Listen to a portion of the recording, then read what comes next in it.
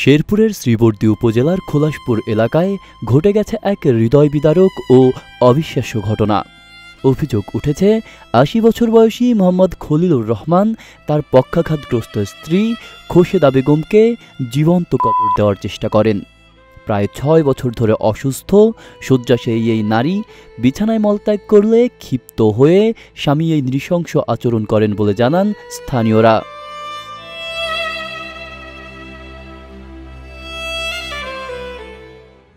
ঘটনাটি ঘটে শুক্রবার দুপুরে।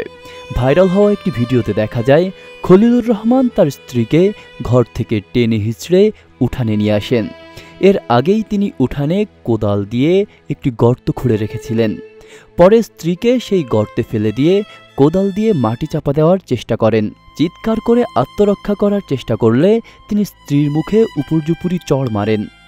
আশপাশে লোকজন দাঁড়িয়ে থাকলেও কেউ এগিয়ে আসেননি, বরং পুরো ঘটনাটি মোবাইলে ভিডিও করে ফেসবুকে পোস্ট করেন তাদের ১৯ বছরের নাতি মোহাম্মদ খোকন।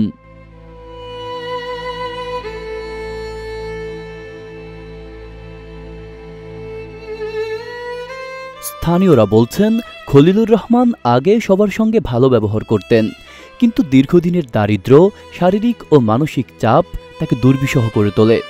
এক প্রতিবেশী জানান, ঘটনার দিনই তিনি স্ত্রীর জন্য একটি চেয়ার কমোড কিনে এনেছিলেন, কিন্তু রাগের বশে তিনি এমন ভয়াবহ কাজ করে ফেলেছেন।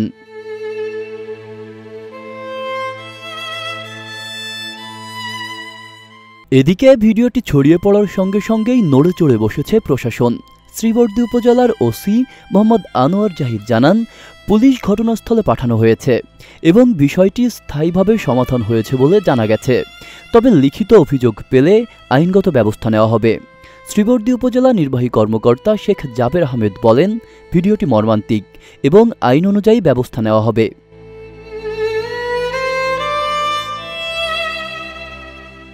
এই ঘটনাটি শুধু একটি পারিবারিক ট্র্যাজেডি নয়, বরং আমাদের সমাজে প্রবীণদের প্রতি যত্ন, দীর্ঘদিনের মানসিক চাপ এবং দায়িত্ব পালনের ক্লান্তি সব মিলিয়ে গভীরভাবে ভাবনার বিষয়।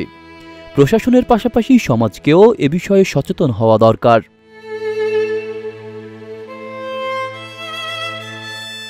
আব্দুল্লাহ রফসান জনি, ঢাকা প্রকাশ।